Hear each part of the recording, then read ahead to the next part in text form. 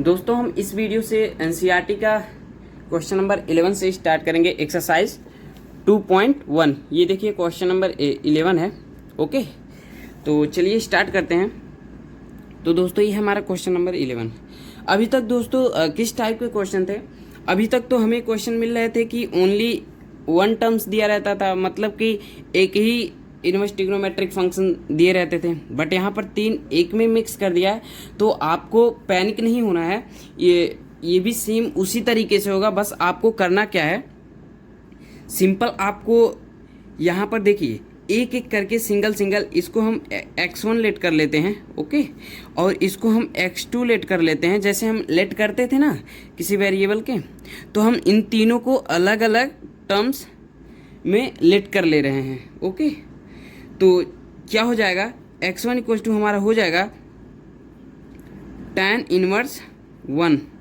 Okay, अब ये x1 equal to tan inverse 1 जब हो जाएगा तो हम इसे सॉल्व कर लेंगे एकदम इजी मेथड से, जैसे हम प्रीवियस वीडियो में करते हैं। ये tan इस तरफ आता है तो क्या हो जाता है दोस्तों, अगर इस तरफ इनवर्स है तो इस तरफ आएगा तो tan के रूप में हो जाएगा, tan x1 हो जाएगा। ओके, तो ये बचा 1। अब आपको यहाँ पर आपको लिख के इस टाइप के क्वेश्चन में नहीं दिखाना है इसका रेंज क्या है, बट आपको पता होना चाहिए। और उसी रेंज के बीच में से हमें चाहिए होता है वैल्यू। आपको ऐसे पता होना चाहिए कि tan का जो रेंज हमारा होता है वो -π/2 से लेके π/2 तक होता है, राइट। तो आप अच्छे से जानते होंगे। अब चलिए इसे हम लिखते हैं। हमारे रेंज के अंदर ये कौन सा वैल्यू है? अगर हम -π/2 से π/2 के बीच में देखें तो ये π/4 का वैल्यू है 1। तो ये हमारा क्या बन जाएगा, tan x1 equal to tan π/4। ये दोस्तों याद रहे रेंज, नहीं तो आपको हो सकता है प्रॉब्लम हो सॉल्व करने में। अब आप देखेंगे इसे कंपेयर करेंगे, काटना नहीं है, कंपेयर करना है। और जब आप कंपेयर करेंगे तो x1 इक्वल टू π/4 हो जाएगा। ओके, जो कि ये कहाँ बिलोंग करता है दोस्तों, ये बिलोंग करता है जो हमारा ये देखिए tan के लिए ये वाला ब्रैकेट दोस्तों होता है। आप ध्यान से देखिएगा रेंज का। ओके, और इस ब्रैकेट का नाम होता है दोस्तों ओपन ब्रैकेट। ये बिलोंग्स टू है कि जो π/4 है ये इसमें बिलोंग कर रहा है ना, यस कर रहा है, और वही वैल्यू हमें लेना है। अब नेक्स्ट हमारा ये वाला देखेंगे कॉस इनवर्स वाला, जो कि x2 इक्वल टू है।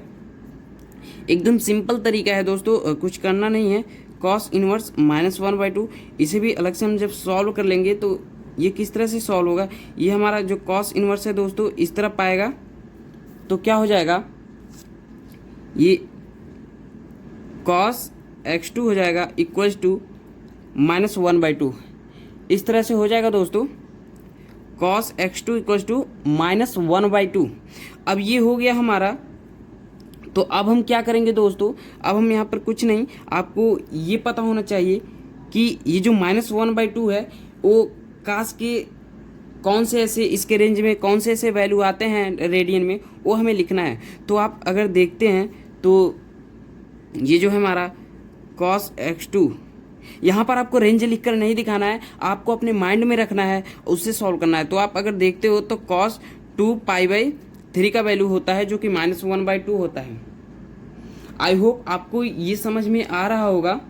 ओके, ये cos 2π/3 का वैल्यू -1/2 होता है। तो x2 इक्वल टू कंपेयर करोगे तो क्या आ जाएगा आपका, x2 इक्वल टू 2π/3, राइट। ये आपको समझ में आ रहा होगा। अब हमारा नेक्स्ट बचता है x3, जो कि देखिए x3, और यहाँ पर ये भी नहीं लास्ट में लिख के दिखाना है। अच्छा आप ये बताइए दोस्तों, इसका रेंज क्या होता है कॉस इनवर्स का? इसका रेंज होता है दोस्तों ये वाला, इसमें ब्रैकेट होता है क्लोज ब्रैकेट, 0 से लेके पाई तक होता है। तो ये उसके बीच में आ रहा है ना। और भी कई सारे वैल्यू होते हैं जो -1/2 आता है, तो उन्हें हमें नहीं लेना है, हमें इसके रेंज में लेना है। तो ये इसके रेंज का ही है। ओके, तो अब हमारा नेक्स्ट हमारा क्या है, x3। अब x3 इक्वल टू हमारा क्या हो जाएगा, x3 इक्वल टू हमारा हो जाएगा साइन इनवर्स -1/2। यहाँ पर दोस्तों ना ही रेंज लिख कर दिखाना है, ना ही आपको किस में बिलोंग कर रहा है, फिर भी हम लिख कर यहाँ दिखा रहे हैं। ये आपको माइंड में पता होना चाहिए। और ये बीच में नहीं, हम लास्ट में लिख रहे हैं दोस्तों, ये ध्यान में रहे। हम ये क्या होता है कि ये देखो हमारा x3 equal to sine inverse -1/2 है, तो ये ऐसे करते हैं, साइन x3 होता है तो -1/2 होता है, फिर हम लिखते कहाँ थे ये वाला -π/2 से π/2 तक, ये हम यहाँ बीच में लिखते थे ना कि रेंज इसका ये है, तो तब हम कंपेयर करके लिखते थे, यहाँ पर वो नहीं लिखना है, ये कन्फ्यूज़न यहाँ पर दूर हो जाएगा आपका। ओके, अब हमारा ये -1/2 किसका होता है, आपको पता है कि हमें किसके किसके बीच में लेना होता है साइन के, -π/2 से लेके π/2 तक। ओके, तो हमें वही वैल्यू लेना है, तो ये कितने का वैल्यू होता है दोस्तों, -π/6 का होता है। ओके, तो और भी कई सारे हैं दोस्तों, मैं पहले ही बता दे रहा हूँ, और भी कई सारे ऐसे वैल्यू हैं जिनका -1/2 होता है, लेकिन ये क्या है कि दोस्तों इसे जब कंपेयर करोगे x3 इक्वल टू जो आपका ये वैल्यू आ रहा है π/6 दोस्तों, सॉरी π/6 आएगा, क्यों, क्योंकि ये 30 डिग्री का है, और 30 को जब आप रेडियन में बदलोगे तो क्या आएगा दोस्तों, π/180 से आप मल्टीप्लाई करोगे तो ये 6 आएगा, तो वही -π/6 हमने कर दिया, यहाँ आगे माइनस दिया है।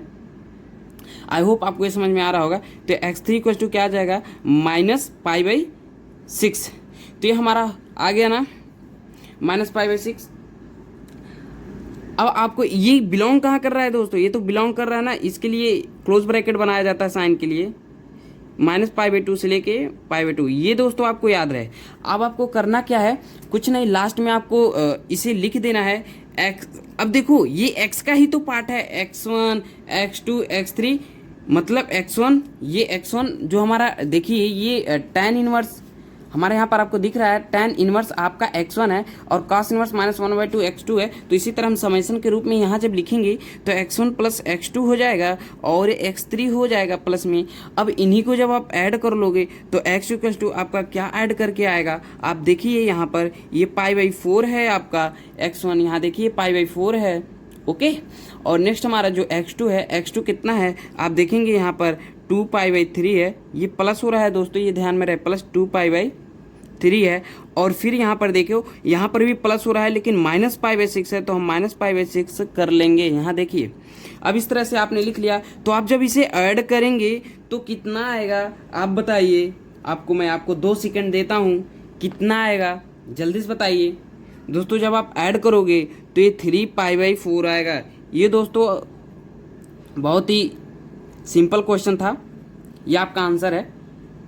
ओके, यहाँ बस इसे ऐड किया गया है, इसे एलसीएम लेके जब ऐड करोगे तो ये 3π/4 आएगा। अब क्वेश्चन नंबर 12 क्या है दोस्तों, आप देखिए क्वेश्चन नंबर 12 भी आप करोगे, इसे आप x1, ऐसा नहीं है दोस्तों कि x1 ही लेट कर सकते, आप y1 लेट कर लो, θ1 लेट कर लो, कुछ भी लेट कर लो जो आपको अच्छा लगे, और ये मैंने x2 लेट कर लिया। तो यहाँ पर जब इसे सॉल्व करोगे तो x1 इक्वल टू पहले हम सॉल्व करेंगे, x1 इक्वल टू क्या हो जाएगा, cos इनवर्स 1/2। अब जब cos इनवर्स 1/2 है तो ये cos तो इस तरफ आएगा तो cos x1 होगा। ये क्वेश्चन नंबर 12 है। cos x1 इक्वल टू क्या हो जाएगा दोस्तों, cos x1 इक्वल टू 1/2। अब आप बताइए 1/2 cos के टेबल में कितनी का वैल्यू होता है, ये आपको सोच कर बताना है दोस्तों। 60 का होता है, cos 60 का ये होता है, 60 डिग्री का। ओके, आपको समझ में आ रहा है क्या, cos 60 का होता है। जब इसे रेडियन में चेंज करोगे π/180 से, तो ये क्या हो जाएगा 6 3 जा, तो आप इस तरह से आ जाएगा cos π/3। तो आप जब कंपेयर करोगे x1 इक्वल टू π/3 आ जाएगा। इस तरह से आप देखिए कितना सिंपल है। इसी तरह से जब आप x2 उठाओगे, x2 इक्वल टू क्या दिया है आपका 2 sin इनवर्स 1/2, ये आपका दिया है। अब आप क्या करोगे, आप देख रहे हो कि ये जो 2 है ना, ये आपको 2 प्रॉब्लम में डाल सकता है। आपको क्या करना है कि इस 2 को लेना ही नहीं है। अगर ये यहाँ पर रहेगा, आप सोचो अगर लेते हो तो 2 इस तरफ आएगा, बाई 2 में बनेगा, फिर ये साइन इनवर्स इस तरफ आएगा, तो ये प्रॉब्लम में डाल देगा। क्या करते हैं कि हम 2 लेते ही नहीं हैं। ओके, हम 2 यहीं पर इसे छोड़ देते हैं, 2 को बस हम लेंगे अपना फंक्शन इनवर्स वाला। ये ध्यान में रहे दोस्तों, कोई कांस्टेंट आगे नहीं लेना है। अब ये साइन इनवर्स इस तरफ आएगा तो साइन x2 बन जाएगा दोस्तों इक्वल टू 1/2। अब आप बताइए 1/2 ये साइन के टेबल में किसका वैल्यू है, और ये जो दोस्तों हम ले रहे हैं ये cos में हम π/3 जो ये बना है हमारा, ये दोस्तों कहाँ पर बिलोंग कर रहा है, ये इतना याद रहे दोस्तों, ये बिलोंग कर रहा है, ये कास का है तो 0 से लेकर पाई के बीच में। ओके, और हमारा जब हम साइन का देखेंगे तो ये 1/2 किसका होता है, आपको टेबल से पता होगा कि कितने का वैल्यू होता है। सिंपल, ये π/6 का वैल्यू होता है, ये आपको अपने से याद करना है। तो साइन π/6 हमने लिख लिया। ओके, तो साइन π/6 आपने लिख लिया। साइन x2 = तो आप जो कंपेयर करोगे साइन से साइन हट जाएगा, कटेगा नहीं दोस्तों, हम कंपेयर करते हैं x2 = π/6 आ जाएगा। अब आप देखोगे ये भी किस में बिलोंग कर रहा है दोस्तों, ये देखोगे आपका बिलोंग कर रहा है -π/2 से लेकर के π/2 के बीच में, ये जो कि साइन का रेंज होता है, ये आपको लिखना है लास्ट में। अब आपको क्या कर देना है, आपने किया क्या था कि अब हमारे यहाँ x = ये दूसरे क्वेश्चन के लिए x = x1 आ जाएगा + 2x2। ये जब आप ऐड करोगे, कैसे ऐड किया है हमने, क्योंकि आप अब देख रहे हो कि हमने इसको x1 लेट किया है, तो इसकी जगह पे हम x1 रखेंगे ना। अब फिर हमने 2 को एज इट इज रहने दिया है, इसकी जगह पे हमने x2 लेट किया है, तो यहाँ पर क्या हो जाएगा x1 + 2x2। ओके, तो वही हमने यहाँ पर लिख लिया है x1 + 2x2।